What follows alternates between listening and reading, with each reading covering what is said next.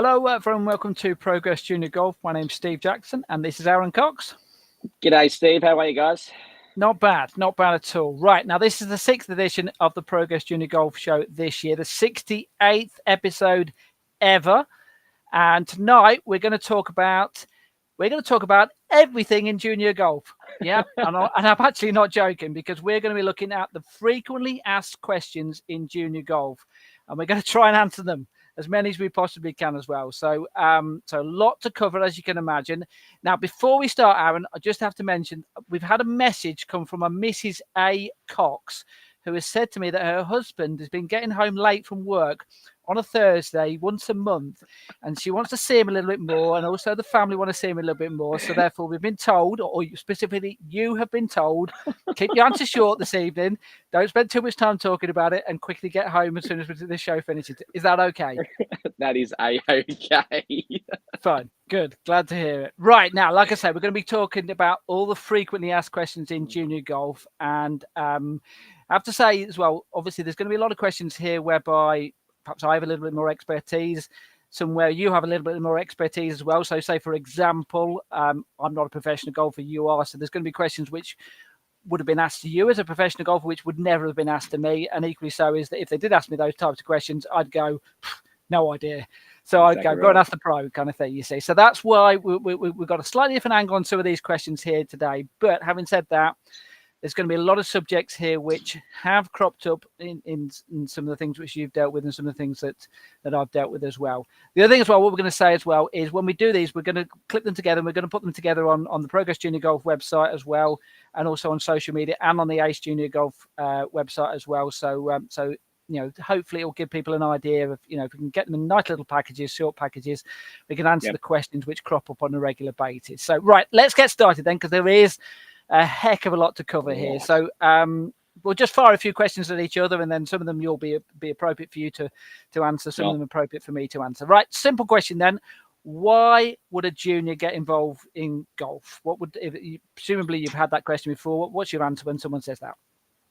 I think from the social point of view, creating new friends, creating a new place where they can feel safe and have a lot of fun.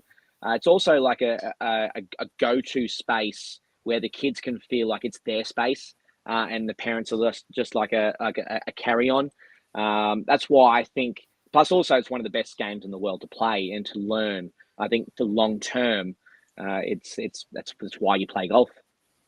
And how old do you start playing golf? Geez, this is a question, right? You get so many different answers, Steve. I mean, obviously, you'd even have an answer to this one. But I mean, if you're looking at, look, I started playing golf when I was 3. So yeah, and I've already got my son out who's nearly 3 out the back playing, learning golf. So it's not pushing the kids into a sport. It's letting them find it themselves. That's what I found with my son. Definitely, he's found golf just with me talking about it and going to work. He's found it himself, and he really likes it and loves enjoying playing a little golf out the back. So I think 3, 4, you introduce the game to them, and then once they get to about 5 and 6, then you start. I think from an attention point of view and a focus point of view, that's when they can really start learning the game properly. And we will come into, I'm sure there's going to be lots of questions about junior competitions as well. When would you start a junior in a competition? Well, it depends on. See, this is interesting. I've got 2 answers to this. One, like I've got like 6-year-olds that have been coming to classes and then wanted to get their handicaps on my little kids course and wanted to start playing the comps. And I was like, look, I'm not going to stop you. Go for it. Like, if they want to experience competition golf and yeah, all right, there always is a little bit of tears afterwards. But if they want to put themselves out there and play some competition golf on, say, from an early age, look, I'm all for it. If it's local, in other words, at the club, not moving outside, I think it's too young if you're pushing them outside from that early age. If they want to, again, very, very different kettle of fish. If they want to, let them. Okay, there's a question which straight away cropped up in your answer there, whereby, and I know you've been asked this question before, I've been asked this question before, how do I get a handicap? Well, that's actually one of my questions I had written down for me, yeah. Look, so there's for a junior, it's actually a little bit more relaxed than to adults. With kids, obviously, me here at Blackwell, I've got over 120 junior members, and I've got many of them. Obviously, there's over about nearly 50 or 50, 60 kids with handicaps. For kids, you can either go out and play 3 rounds of 18 holes off whatever tees that are available, or you would like to try at. I mean, I've got blue tees for the kids on a short course out there on the course. But a lot of the kids I see doing handicap cards these days is 6 rounds of 9 holes. Right. Let's take it back a step there, because you talked about members at your golf club. How does a junior become a member of a golf club? So yeah, again, that was one of my questions as well. How did they get into being a member? Well, the big thing I would probably say is before the parents really start getting out there and paying money for a membership, is making sure the kids actually enjoy the game first and learn the game, learn the swing and have an ability to hit a golf ball, and have an ability to not only just hit the golf ball with the driver, but then chip and putt and hit irons and have just that basic ability. Once they've done that, you try and get them out just like trying to play a few holes, whether it's even if a golf club's got, like, obviously I'm lucky I've got my kids course, so I get them out there as quick as possible for them to play golf as much as they can. But if obviously a golf club doesn't have like an academy course, getting out there and taking the kids out to like the 100-yard marker and playing a few holes from 100 yards out, or even shorter, to get them understanding about hitting shots to a target.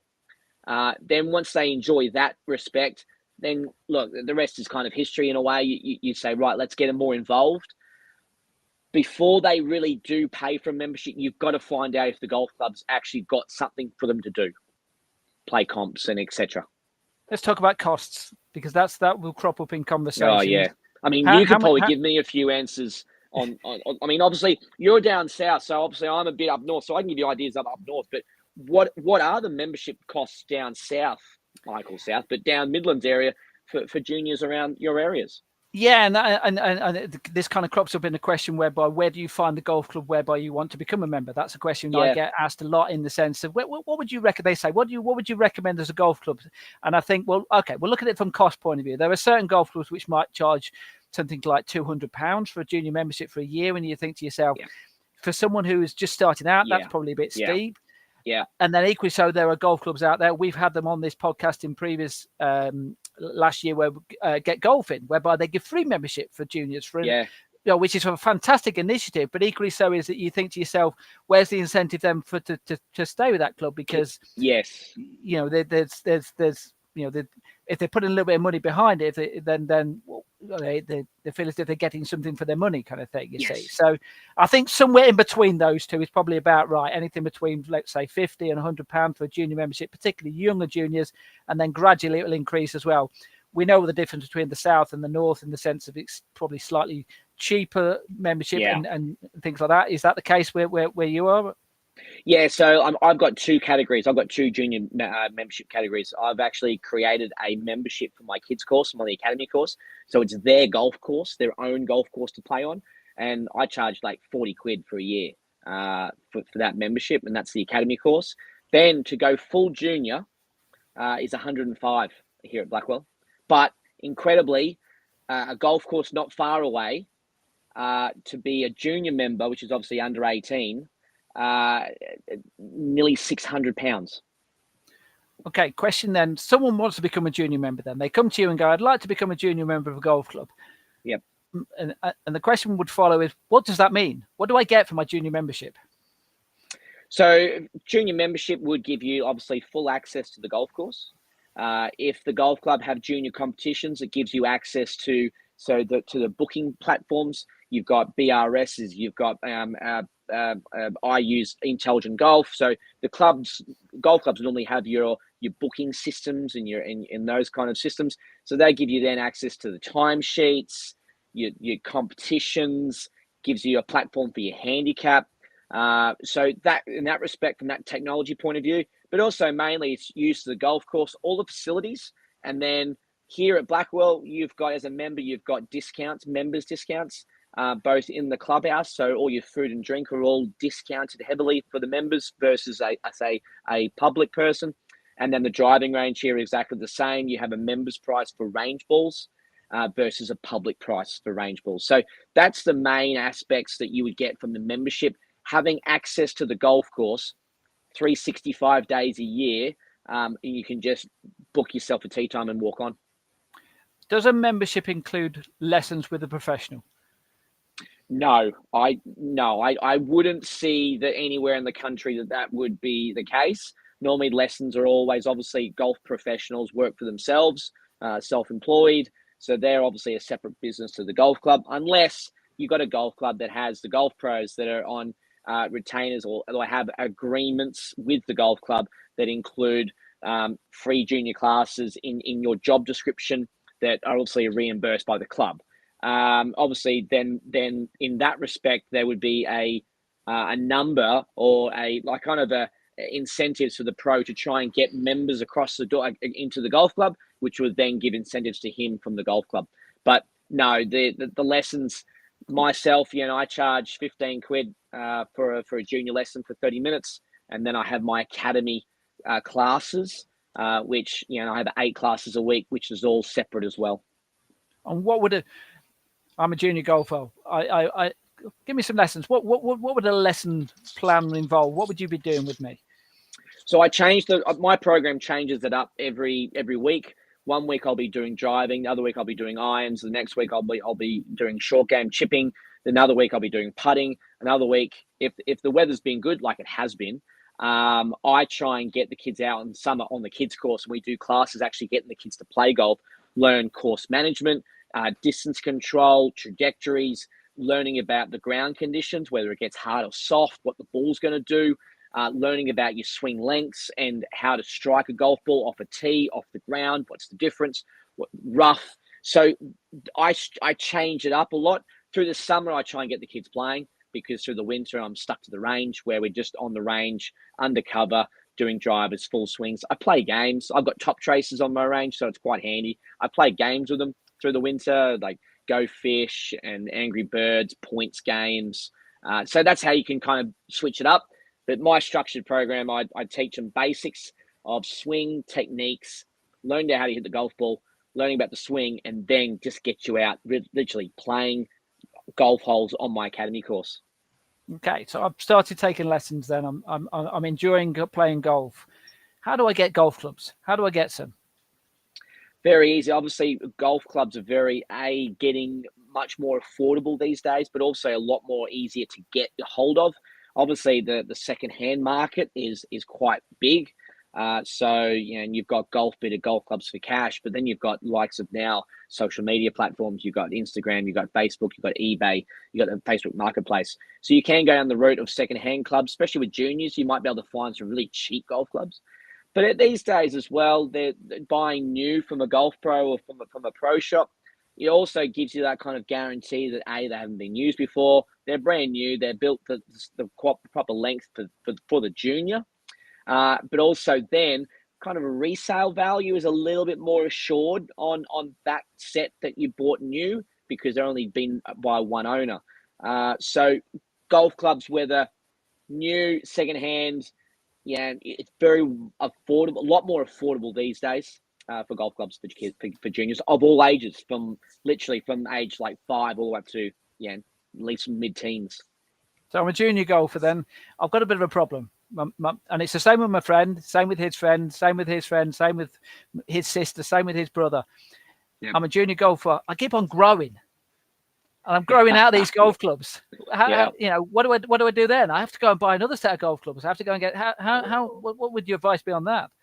So what we do here is, between Peter and myself, when I get all these kids coming through and parents are coming in saying, "Hey, look, they're growing. They exactly what your question you've asked is what we always do is we always add on plenty of room to actually grow into. So the clubs that they get right now might be a tad too big or too long, but give them you're giving the kids at least a good 12 months of growing, which then allows the parents to get 12 months of golf clubs out of that set.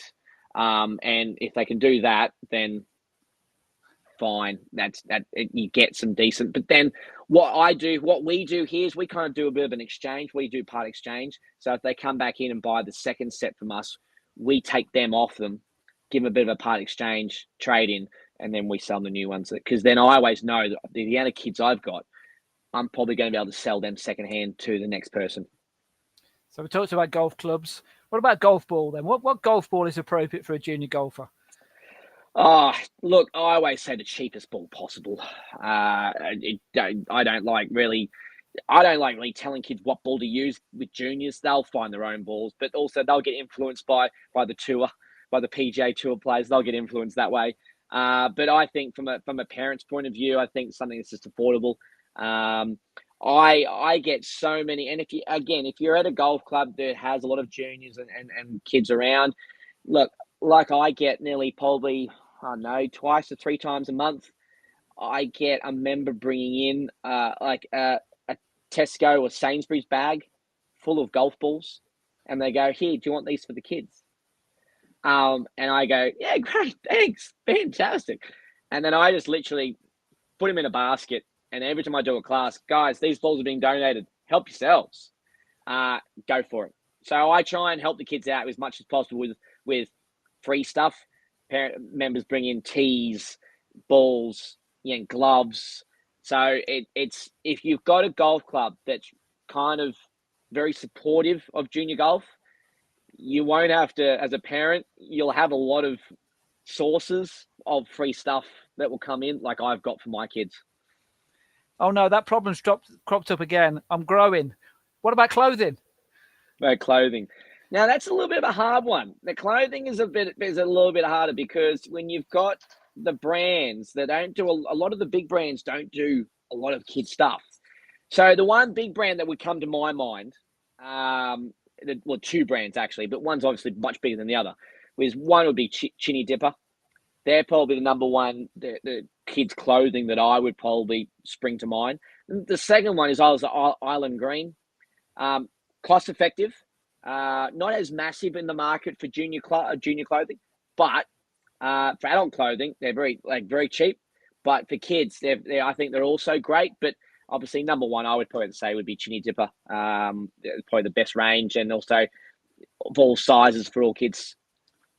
And obviously, there's sustainable products as well. Progress Junior Golf has sustainable products course. as well, and bringing that into it as well is part of it as well. Well, let's talk about competitions then, because that's something whereby perhaps I've got a little bit more expertise. Absolutely.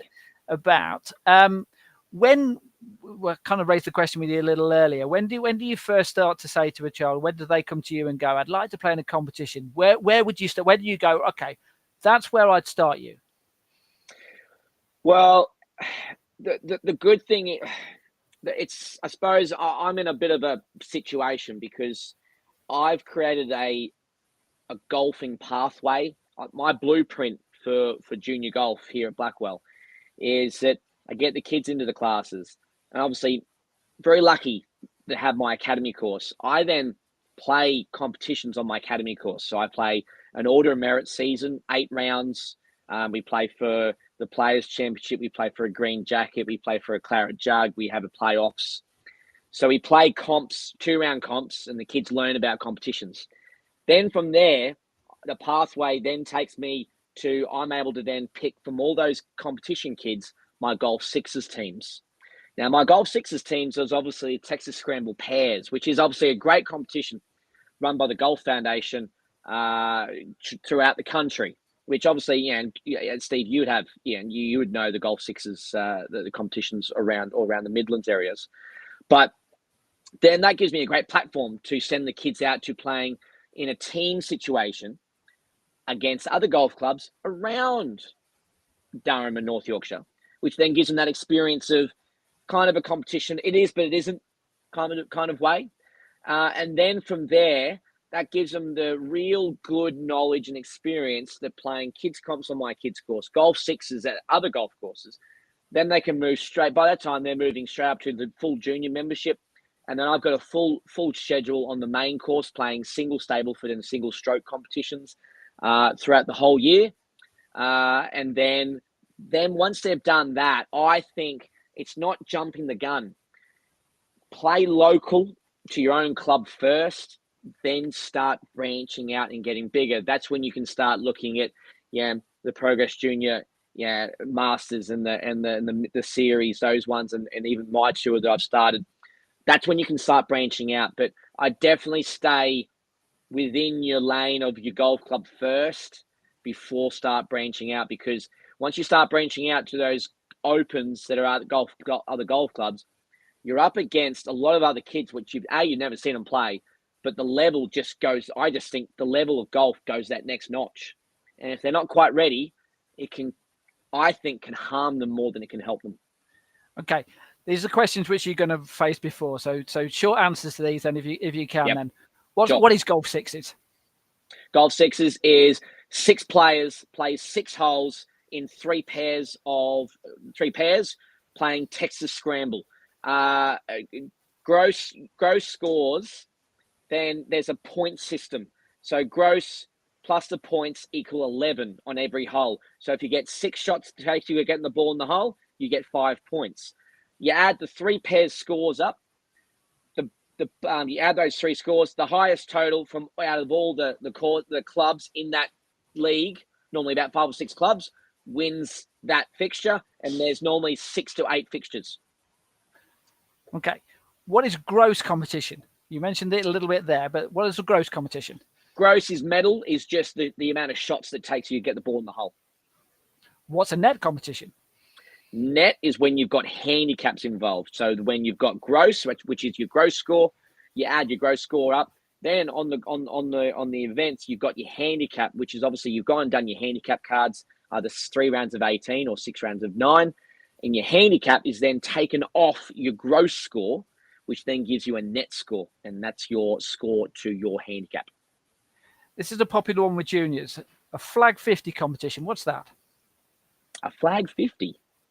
You'll have to answer that one for me. So a flag 50 competition is when the player stands on the first tee and they're given a flag. And they've said, right, you've got 50 shots to go around the golf course. And when you get to your 50th shot, you stick the flag in the ground, and whoever's got the furthest out onto the golf course wins the competition. Have they never brought that up north yet then?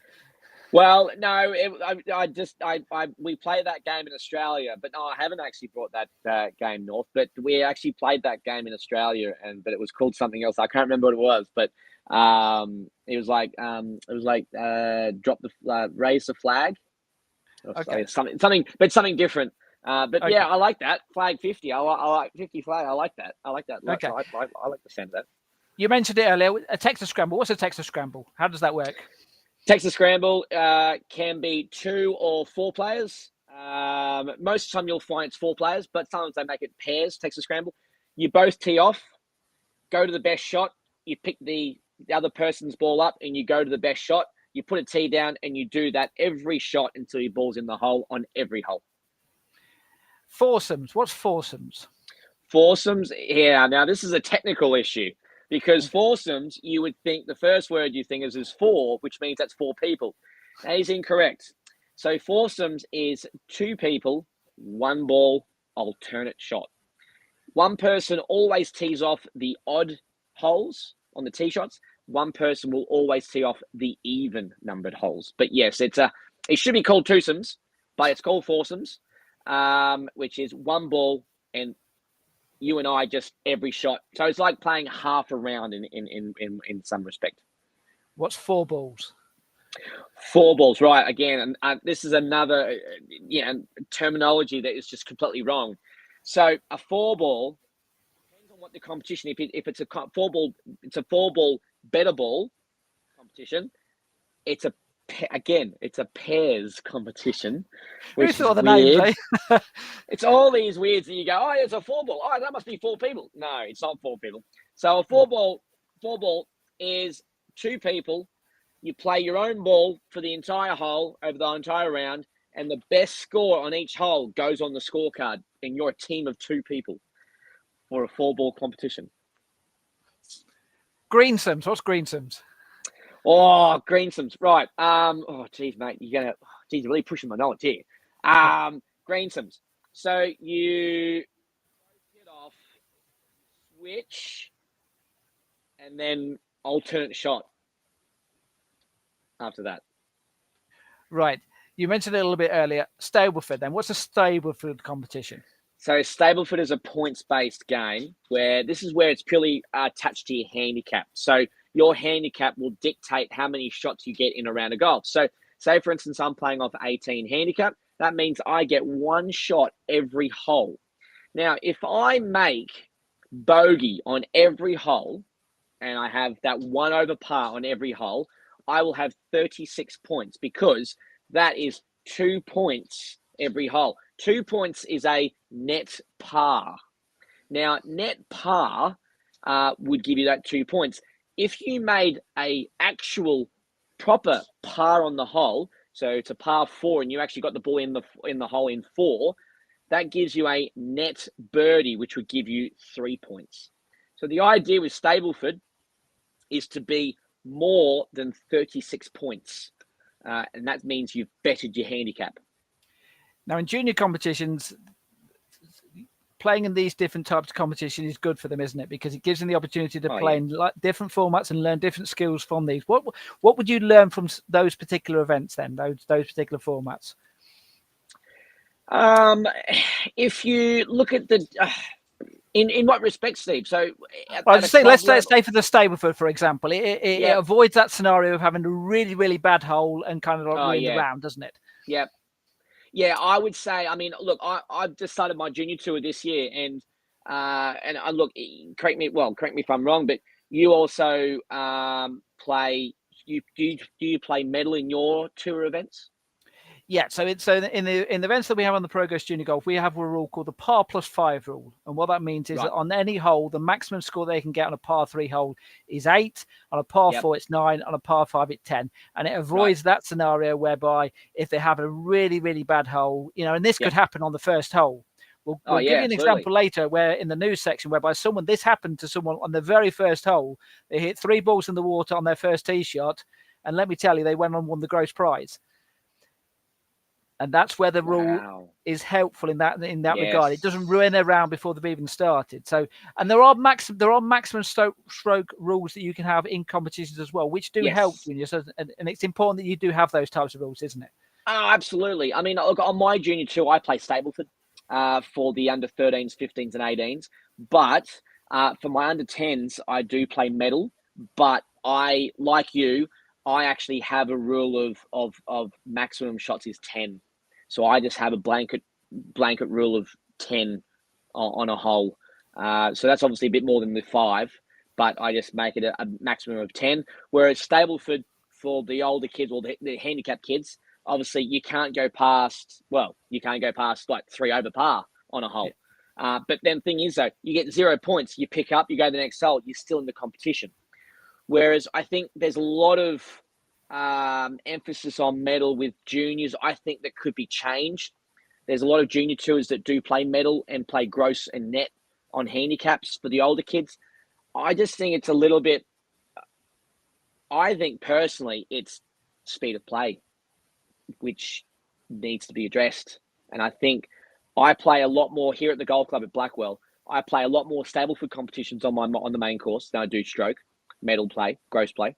I still have them because obviously it's important for the juniors to play medal and experience having a massive bad hole, but then coming back from it.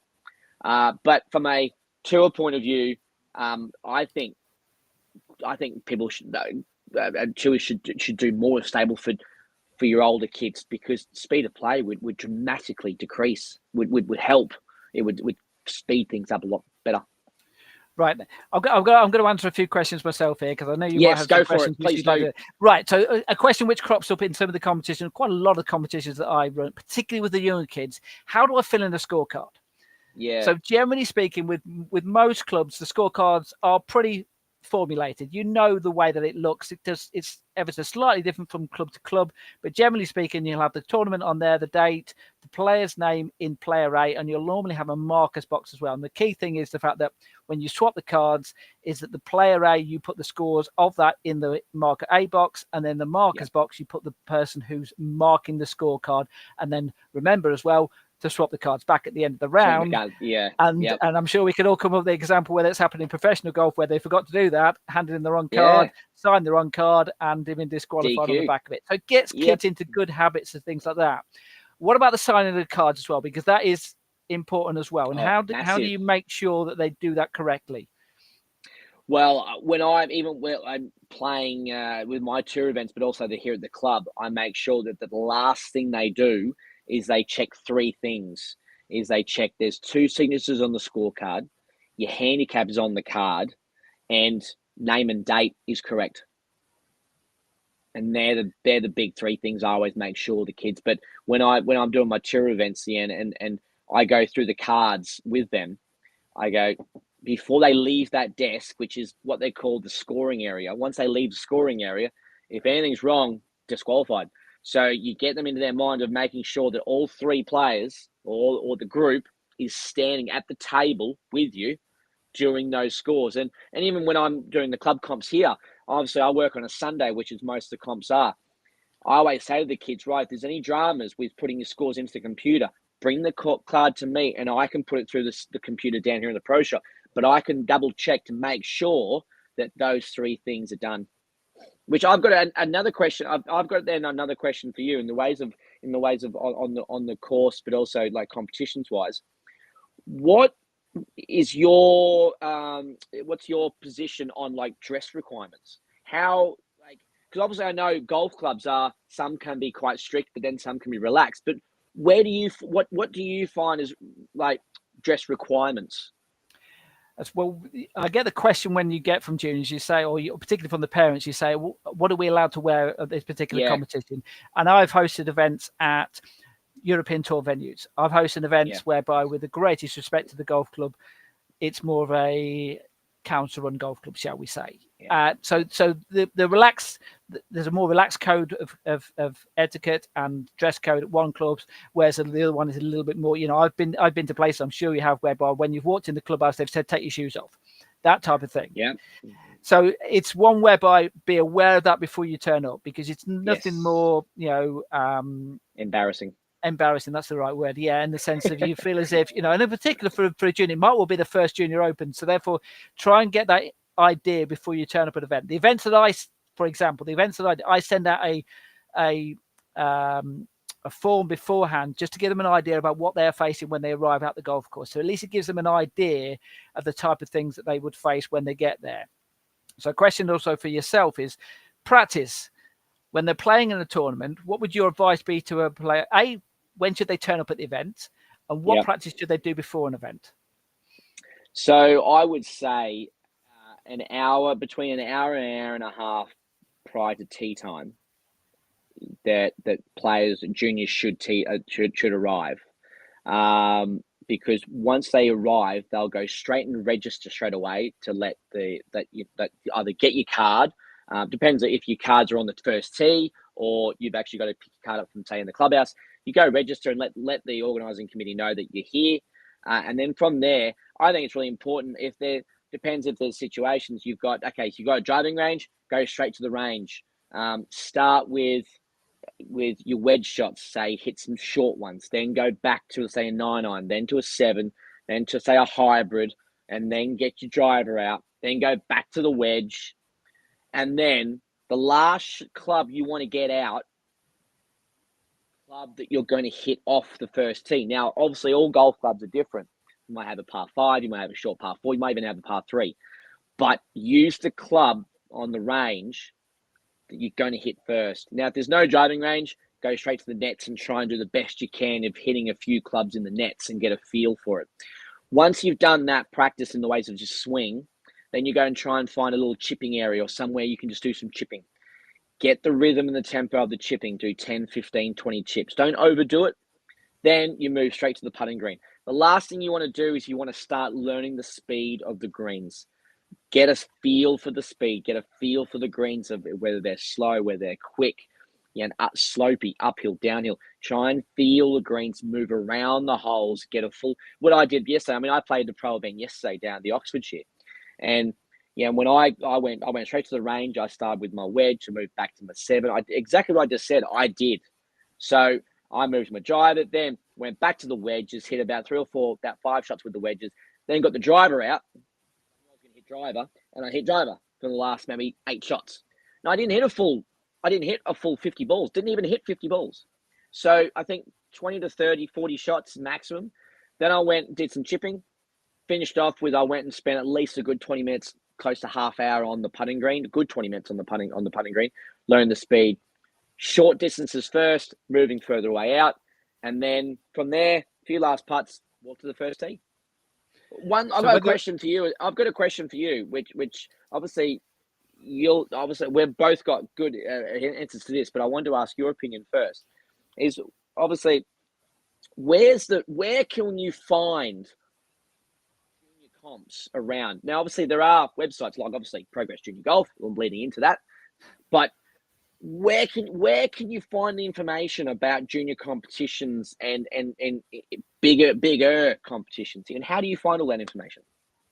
Okay, so Progress Junior Golf, the website was set up specifically to give juniors the opportunity, and parents and also golf clubs as well, to find out where and when junior competitions were taking place. There wasn't a website out there in the UK which did that, so it was set up with that in mind. And on the back of that, on the back of that, I looked at what junior opens were taking place. I looked at what junior tours were, where they were holding their events. I looked at counties, what they were holding, where they were holding their events, and also national competitions as well. And obviously, so you actually got the county and the England golf stuff as well. Exactly. Yes. Wow. And obviously, okay. So therefore, it caters for every single golfer that you could think of as far as a junior is concerned. So there's ones on there which would suited for players who are younger ones. So let's say, for example, something like the Wee Wonders is mainly aimed at younger kids. Perhaps the US kids as well is very similar. And then you work your way up to the major national, county national competitions, the Fowler Series events, whereby they are the elite events. So therefore, you can go on there and you can see the types of competitions, and also you can go on there as well to look the locations. So therefore, if you live up in the northeast like you do, if you live in the Midlands like myself, you live down the south, and you think to yourself, what competitions are taking place in my area during this month? So you can have a look on there and you can see, right, okay, actually there's 3 junior opens taking place during that week. Which one do I fancy going to play in? So therefore, you can have a look on there. Now, not all of the ones. So obviously, I organise some of them myself, but not all of them do I. So therefore, it has a website on there. You can go on the website and see yourself where the competitions are taking place, and you make your own mind up. Now, when I said right at the start there, it's aimed at junior golfers and parents, but it's also aimed at golf clubs as well, because I was left in a situation whereby in my area, there was 2 golf clubs which were 4 miles apart, and they booked their junior open on the same day. And guess what? They split their field. So they had 20 turn up for one event and 20 turned up for the other event. And it just didn't make any sense whatsoever, because if you'd have moved it 2 days earlier, one or whatever, you'd have had 40 players playing in both events.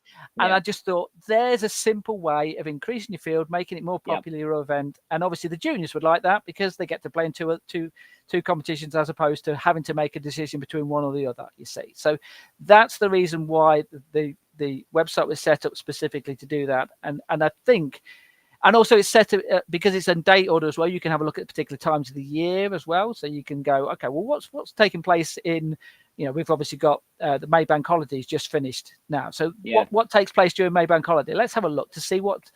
So, for example, in the area that I'm living in, there was an event on the Tuesday, which was the County Under-14 Championship, and there was a Junior Open on the Wednesday and the Thursday. So obviously you look at that and you go, as a parent, okay, my son could play in that Under-14 Championship. Does he really want to play in 3 consecutive competitions? Let's leave a gap in the middle and play the Tuesday and the Thursday. Equally so, because the Under-14s was a boys' competition, if it was a girl, can't play in that one, but I can play in the Wednesday and the Thursday one. So you can plan your schedule ahead by looking at the website and seeing what's out there. So it's a really good destination for not only golf clubs but juniors, but also the parents, because it's almost like it's a one-stop shop. You can find out what's going on, where they're at, when they're at, and then how to really get access to being able to go enter them as well. So how do you then bridge that gap? So you've got the website and the directory of what's going on. How do they then enter? So they would have, on every single one, it would have a website of the person who is organising the competition. So they would be able to click onto the website and go onto the website, and then you would hope, obviously I don't have control on the external website. So you would hope that when you get to that website, it's very easily signposted. They can go to where the particular event is. Obviously, some of the bigger competitions, it should be a lot easier to find.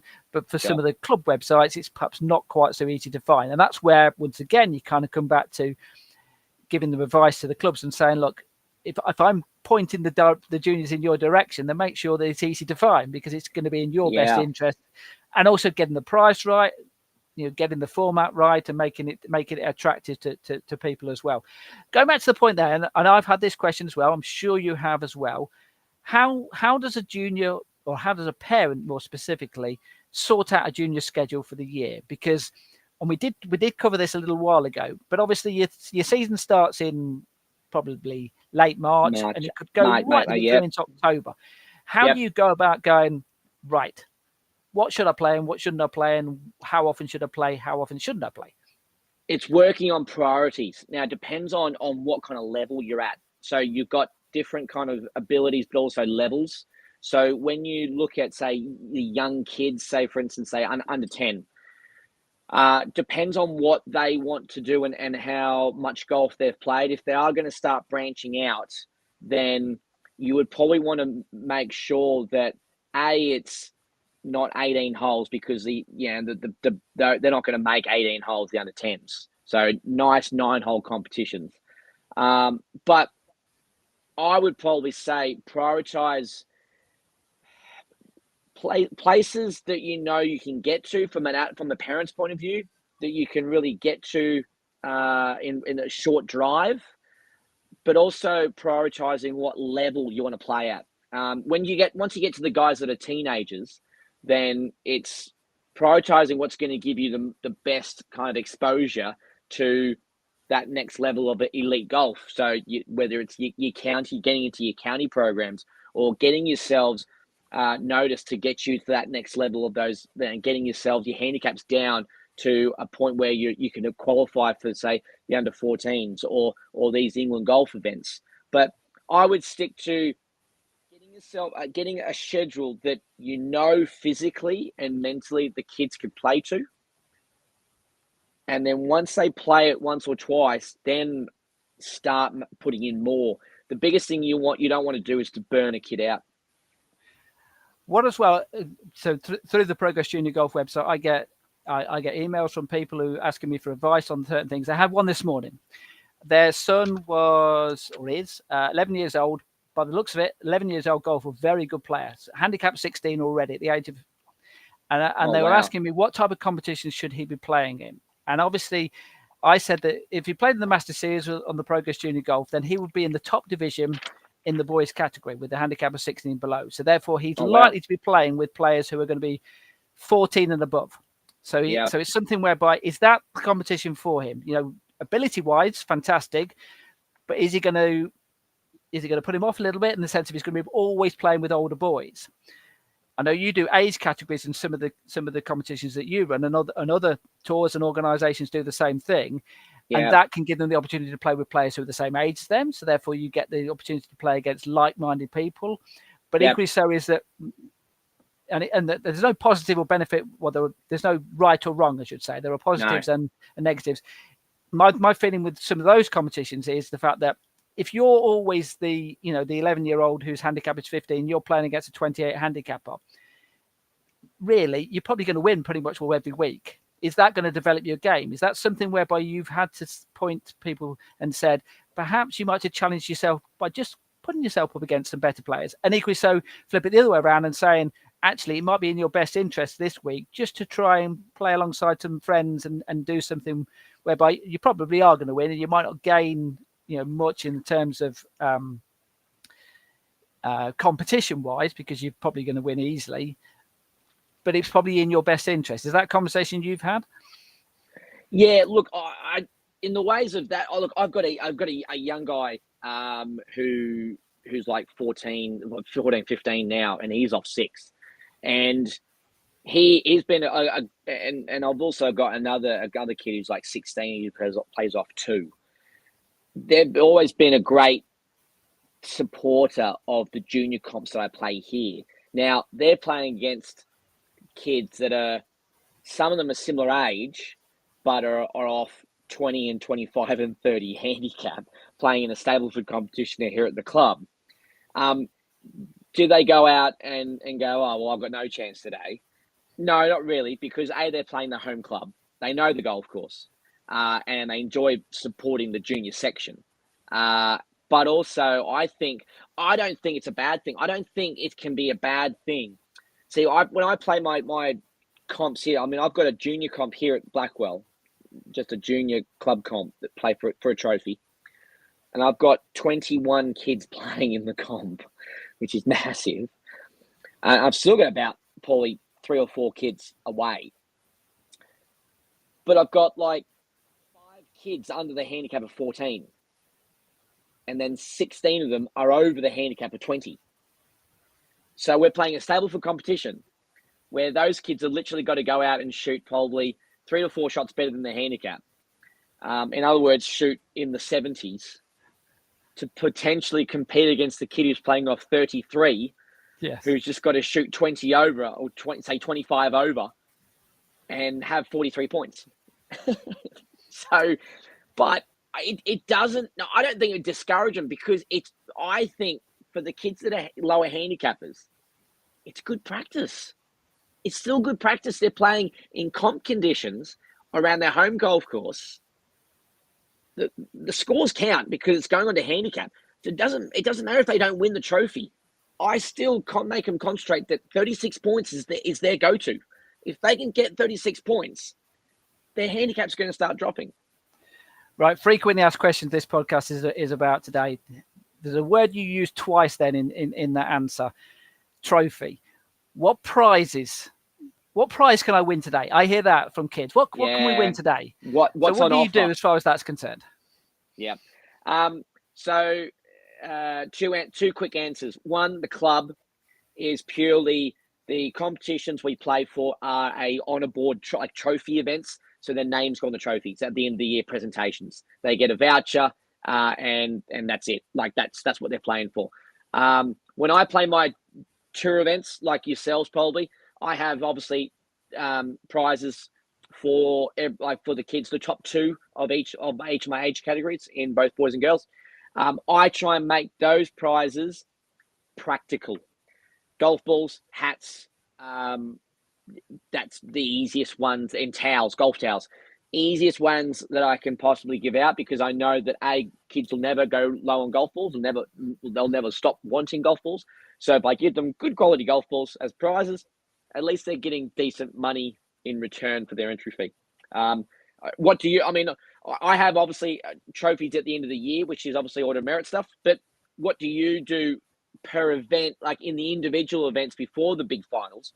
What do you do for your trophies or your prizes? Yeah, it's interesting. So say for example the Master Series. So we have the Master Series, which is aimed at the 18 holders, at 9 holders play as well, but players with handicaps. So with that we have prizes for boys and girls gross and net, and the 9 holders just net. No, not a great deal of point doing the 9 holders with gross. So therefore there's 6 categories there for players to win, and generally speaking it'll probably be first, second and third. Then also you do the nearest to pins, which might just be some balls, and then you exactly the same as yourself. We'll probably give vouchers, prizes. Obviously with Progress Junior Golf they're all sustainable prizes, so we try to get everything to be recycled.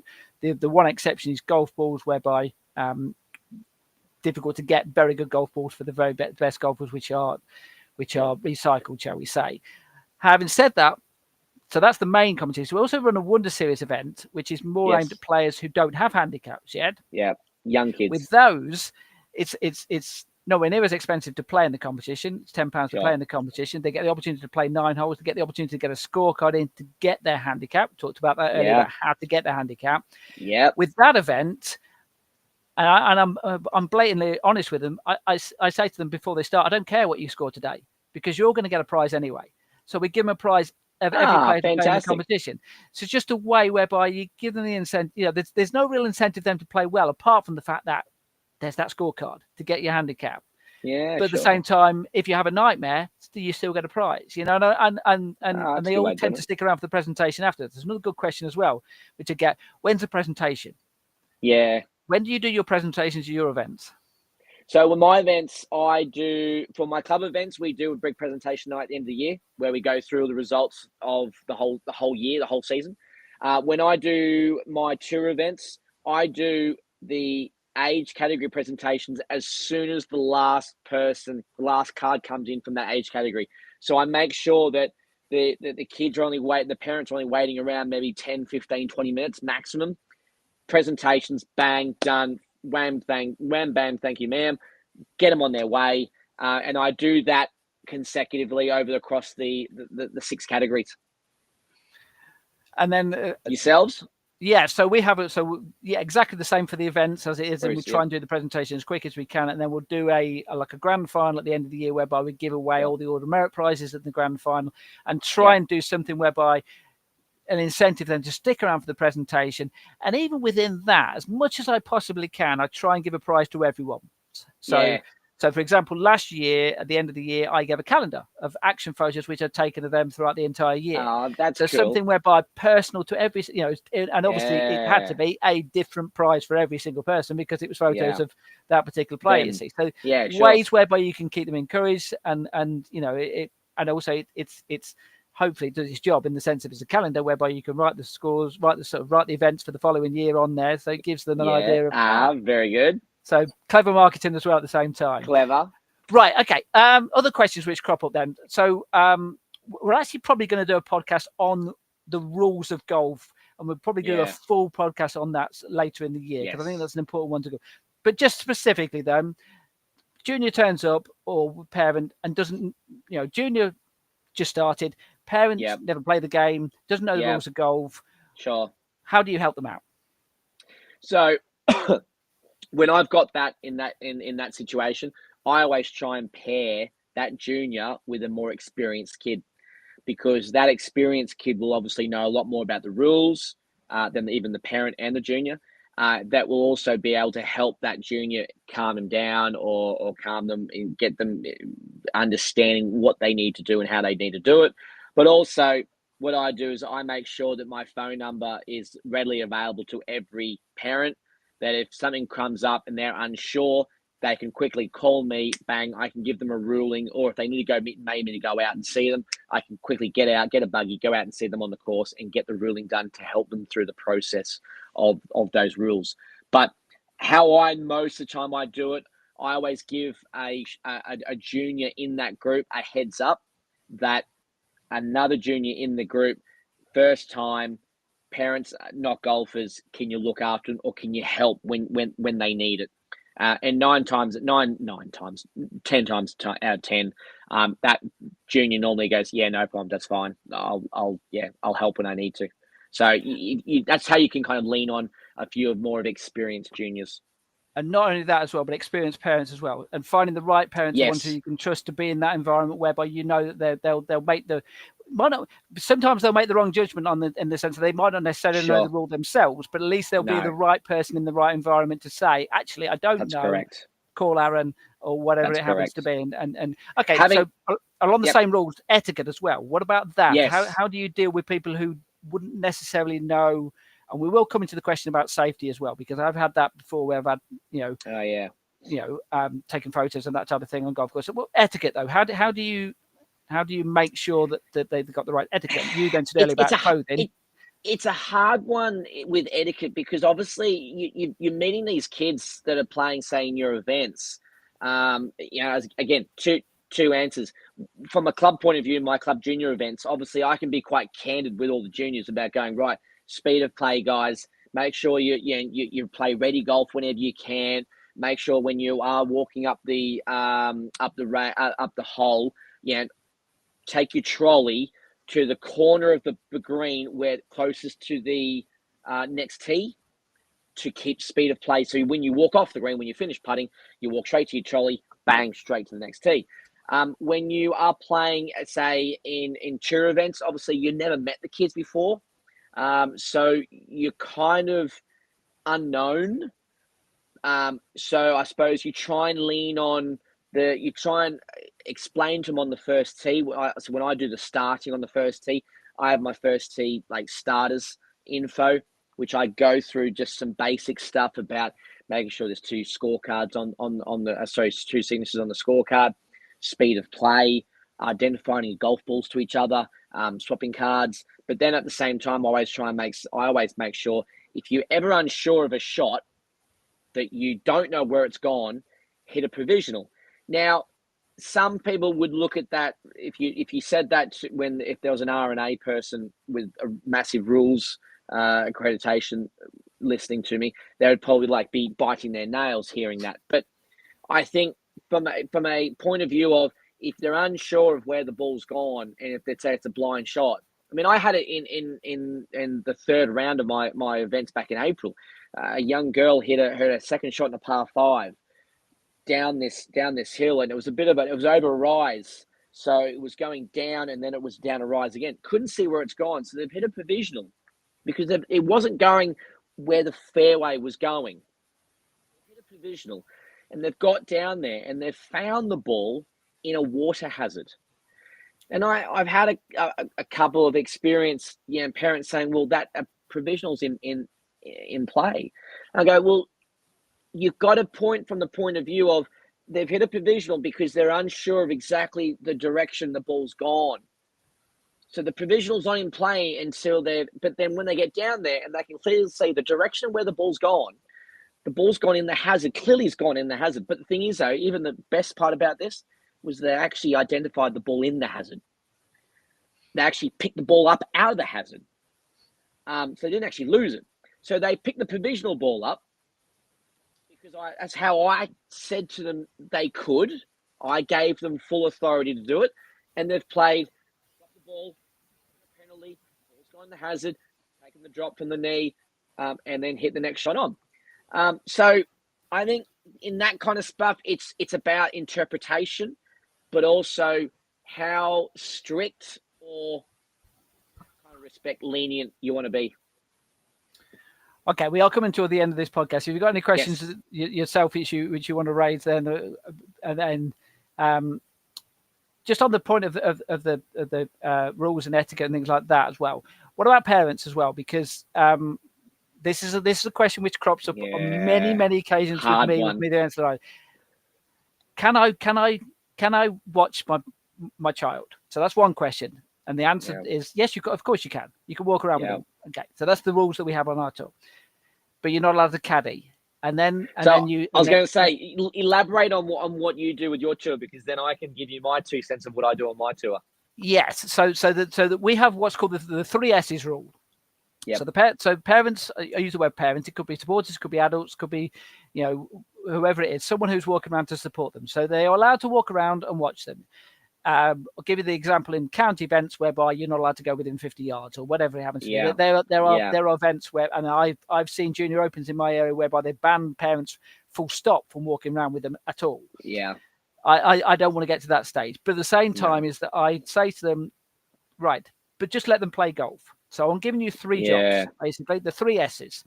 So the first one is scoring. We've not really touched on it too much, but we do online scoring. True. So we do it through an app on the phone. Yep. And what we do with that is we get one of the parents in each group to basically ask them after each hole to go, what was your score? Yep. What was your score? What was your score? And they tap it into the app and they can keep an online leaderboard. That's one parent's role.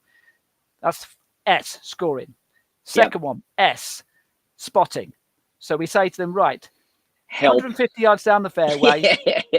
See where the ball goes, and then at least it gives you 3 minutes. By the time that player's hit their shot and walk to the ball, you've given them 3 minutes to try and find the ball, and you can basically go to them. It's there, or it's there. Yes. So speed of play, fantastic, and also in particular, there's some of these players have never played the golf course before, so therefore it's helpful for them blind. To know where they're going and all that type of thing as well. So that's the second S, and then the third one is supporting. And the supporting is basically, and the wording I use when I send out the email beforehand is, they're going to hit bad shots. They're going to hit some good shots, but they're probably going to hit more bad shots than good shots.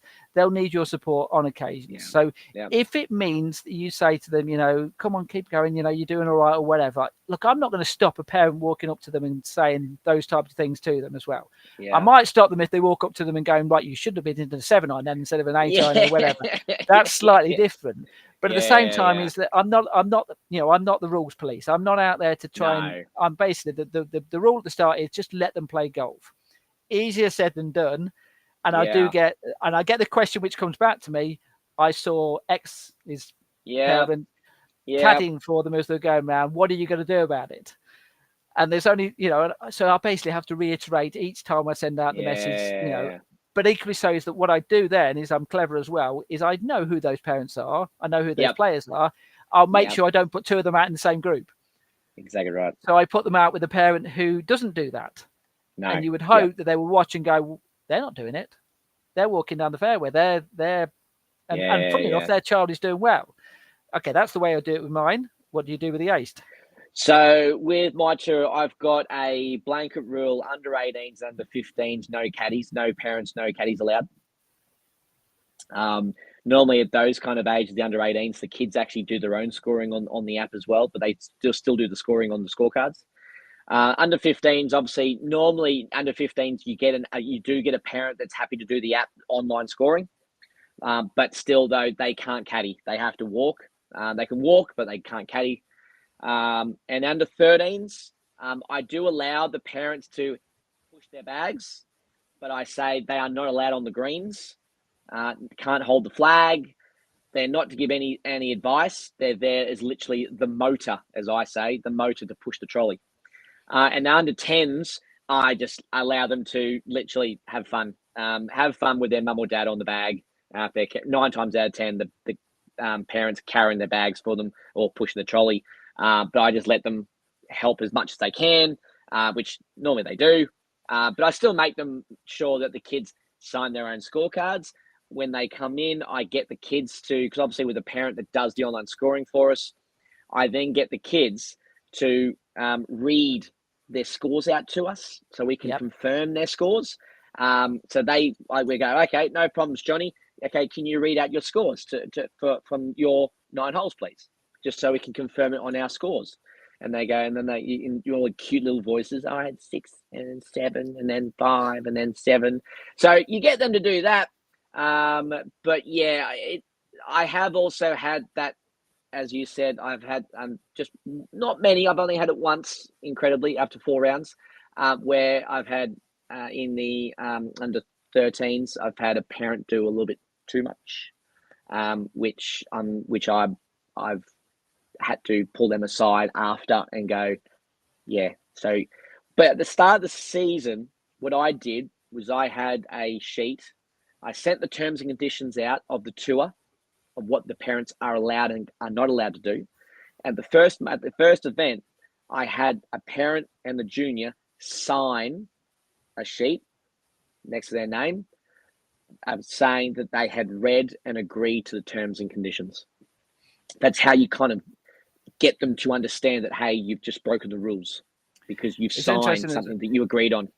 Yeah, it's interesting that for this event that I've got coming up this week, I've got a pairs event. So it's a full ball, better ball pairs event whereby much different.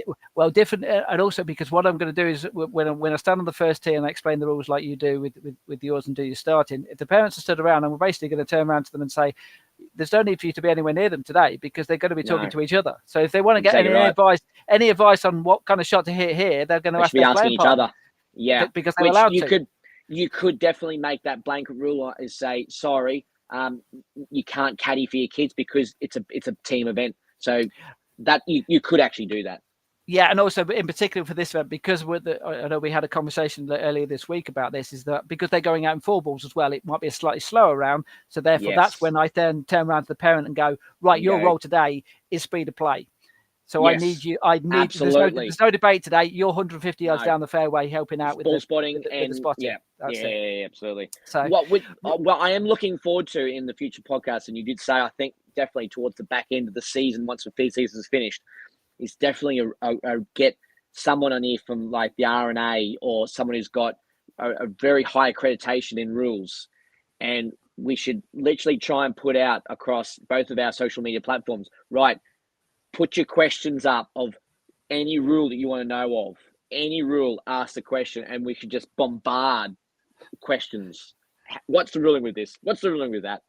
And do a really good big one on that, because I think it's a really important one to do. Yeah. Right. Okay. Unless you've got any more frequently asked questions which might have cropped up, then we'll move on to the news. No, I'm pretty sure we've covered everything. Fine. Right. Okay. So for the news then, so I'll explain some of the competitions which are taking place with myself, and then we'll go through, because you weren't here for the news last week, so we'll go through what's been happening with the Ace Tour. So Yes. only just 3 or 4 events which I've had. We had a Master Series event at Y Boston Lakes. That was the event where I told you about, whereby the lad had the 3 in the water on the first hole, and then went on to win the gross prize. So so really, really good. And actually, in the presentation, we were talking about the presentations afterwards. I actually mentioned that in the presentation afterwards. I thought that was a really good example to the kids, whereby even when it goes really badly wrong so early on, this guy is still picking up the top prize here. You see, so it was a good incentive and a good lesson for them to learn on that day, is the fact that absolutely. Other divisions then, actually, was a really good competition as well, because of the 6 categories which I was talking about there was never more than 2 shots between all of the categories. So it was really good, the fact that we had lots of different players, really, and the live leaderboards worked really well then, because you could see whether you were going to win or not for that. So that took place at Y Boston Lakes. Then we had a Wonder Series event, which is one of those competitions which is aimed at players who haven't got a handicap yet, trying to get a handicap. That's the 3rd event, which took place at Arden Coat. The first event we had 15, second event we had 19, third event 18. So really good in the sense of started getting players who have now got to the stage whereby they're starting to get a handicap. And there was one player in particular, Ava Howie. That was her first ever competition that she played with a handicap. So really pleased the fact that she played in that competition. And then we had the Nuneaton Junior Open, which took place a few days later. And the 18-hole competition, the girls' competition there, was won by someone called Ava Howie. So her first ever 18-hole competition with a handicap, she won the gross prize. Wow. She also won the net prize as well with a 10 under par net 62. So wow. Well done to her for that. So say goodbye to your handicap after that one. Absolutely, yeah. Straight. I mean, to be fair, her first handicap was about 30 odd anyway. So to get a first handicap of 30 was pretty good going. So and that was the last event of the Warwickshire Spring Series Order Merit. You mentioned earlier about how we do the Order Merit. So the winners of the Order Merits were the boys' gross was Archie Williams, boys' net was Rakin Calm, girls' gross was Jessica Davis, the net was Anaya Sakija, and the 9-hole boys was Fraser Gibson, and the girls' 9-hole was Grace Hemmings. And they all received an invite to play in the Alexis Brown Golf Foundation Day, which takes place at Nailcott Hall. Have you ever heard of Nailcott Hall, Aaron? Nailcott, what a great name. So that is the host venue for the British Par 3 Championships. And the list of winners for that competition includes the likes of Robert Rock, Tommy Fleetwood, Eddie Pepperell. So some seriously good players. I would love to play that event one day. I'd love to get an invite into that event, because that'd be so cool, that Par 3 comp. Yeah, I've actually played in it. I think I played in it about 3 times. The last time I played in it was with David Howes, former Ryder Cup player. Oh, yes, Sky Sports presenter David Howes. Absolutely, and obviously me, who works for Sky Sports as well. So there was, and the other person in our group was at the head of Sky Sports, Nick Doherty.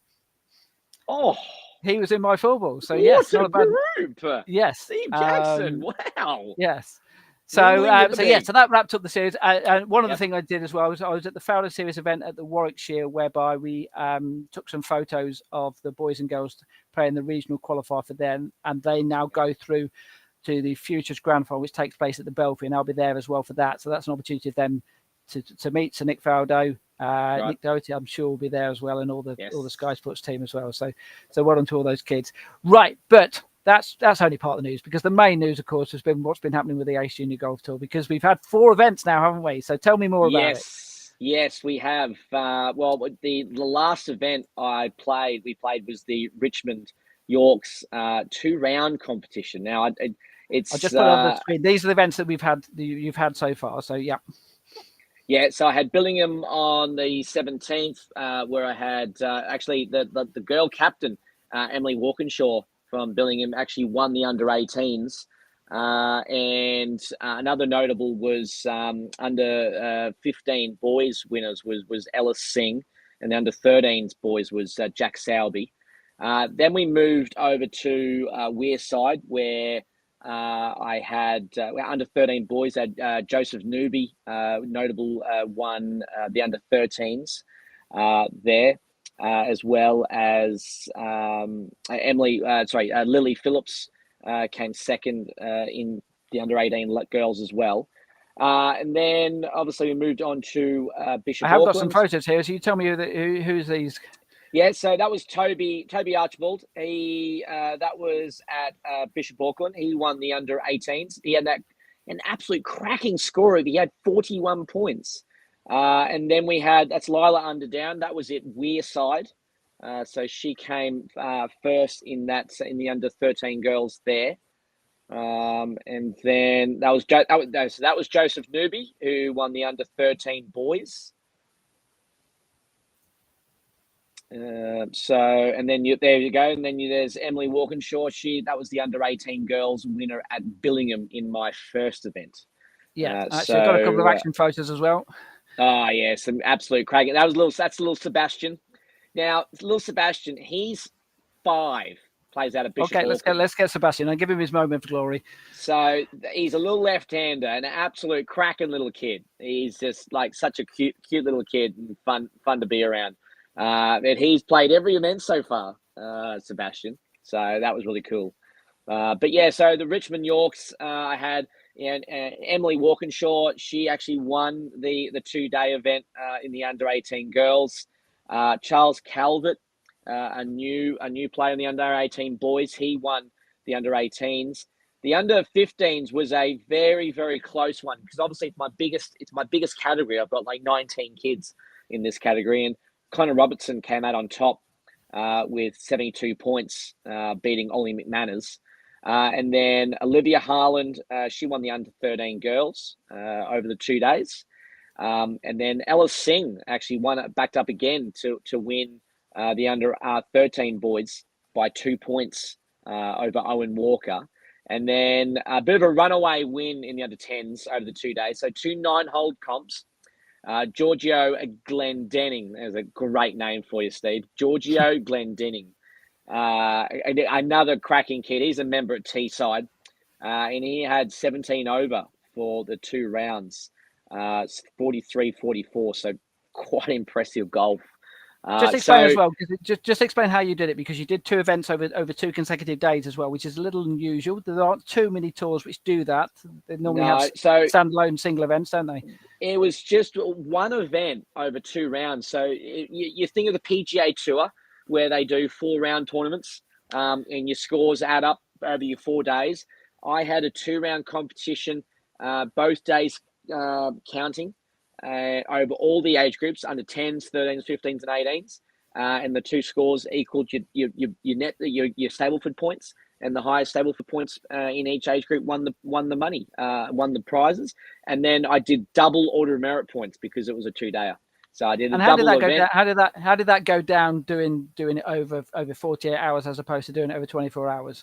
Well, I wanted the kids to experience, especially because I did in the second round. I did a seeded draw. So it was the only time that this year I put the girls with the girls, the boys with the boys in each age group. But I put the leaders out all together. So the top 3 kids in each age group played with each other in the second round.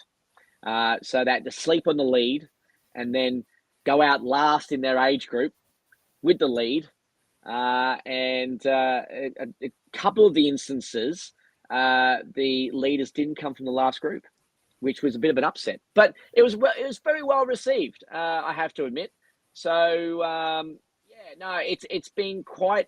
It was quite a very cool event. Obviously, to have a 2-day event, as you said, doesn't get very done often. So I wanted to try it, and I had 40 kids play each day, so 80 kids over the 2 rounds. But the order of merit, on my order of merit, it's very tight across at least I think 2 or 3 or even I think 4 of the categories. It's only between 10 to 30 points across, and sometimes top 3 kids. So I've got 1 event left, which is at Barnard Castle on July 24, which then I'm going to do something a little bit different for the final. across the age groups between the top 4 to 6 kids, depends on how many kids are in each group. I'm going to do a FedEx Cup style final. So the leading player in each age group will go out and have a 4-point start. And then 3 points, then 2 points, then 1 point. So the top 4 kids will all get starts. And then I'll have a reserve final for the kids who didn't make the top leaderboard on the order merit. But I want to make sure that every junior that plays in my tour is invited to the final to experience the final day of the tour. So I'll have every kid, hopefully over 60 kids playing the final, but I'll have an order merit championship and then a reserve final. Right, I'm just going to quick mention of some of the events which I've got coming up, and then we will come to you back for one other big event which you've got coming up. So in the next few weeks, then I've got that pairs event I mentioned, the Midlands Pairs Masters, that takes place at Brampton Heath on Sunday. Following Sunday, we've got another Wonder Series event at Solihull Golf Club. Then we've got the Warwickshire Junior Festival of Golf. That's my Spring Series Grand Final. That takes place at Stratford Oaks on June the 22nd. The Lexus Golf Foundation Day, which is at Nelcott Hall. I do recommend you go and play that. It's only 9 par 3 holes. I tell you what, I played around there with. I played there a few times, obviously, but I played around the golf there with Ryan Evans. We went around 18 holes. So Ryan Evans at the time was on the DP World Tour, and we went around 18 holes. I got 2 birdies. He didn't get any. So it's one of the stories I can hang my hats on. The fact I outdid a tour pro. Steve. Then on June the 29th, not an event I'm actually running, but it's well worth putting your name down. There's Handworth Adult Junior Pairs Open competition. So a little bit different. Not just a pairs, but junior, but junior and adult as well. So absolutely. Always a good one for the juniors to beat up the adult in their team and show them that actually I don't need any advice from you because I'm the one who's getting all the points. And then on July the 6th, we've got the Worcestershire Summer Masters, which takes place at Hollywood Golf Club in Worcestershire. So that's on June the 6th. But finally, then, just before we finish the show, a mention of a competition with the Ace Junior Golf Tour, which is taking place next March. It's a big one for you, isn't it, Aaron? And it's a little bit different because it's not in this country. No, we are going overseas. We're taking the Ace Junior Tour to the next level. We are playing. It's going to be the Ace Junior Turkish Open. So Antalya, we're going over to Cornelia Diamond in Turkey. 3-round competition, Stableford for the under 13s, 15s, and 18s, and a 27-hole for the under 10s medal. So we're going next level, Steve, and it will be fantastic to hopefully have lots of kids that play in the Progress Junior Golf competitions to come over and join us. But it is open to all juniors anywhere in this country. It's an open event, under 18s, under 15s, under 13s, WHS single Stableford event over 54 holes. And then the under 10s, no handicap required, 9 holes each day, so 27 holes, plus a practice round, so 4 rounds. All details can be seen on my acedgolfacademy.com website, and how you can book is there as well. There's a booking page as well. Non-golfers are also invited as well to come over with them as well. Fantastic. Right, so lots to cover then, lots to look forward to for all the juniors over the next few weeks and months, and of course for that big event next year as well. Absolutely. Right, just a little heads up for you. The next Progress Junior Golf Show will be on Thursday, July the 3rd. As yet, we're not certain exactly what we're going to cover as a subject. We've covered a heck of a lot today, it has to be said. Certainly have. We've covered all the frequently asked questions, and I hope you enjoyed that. We'll try and package some of those up as well and stick them on social media and on the website. So therefore, if you're unsure of some of these questions, then at least we've hopefully given you the answers too. So that'll keep us going for a little while, and then we shall see you very, very shortly. So have a good evening. Take care, guys.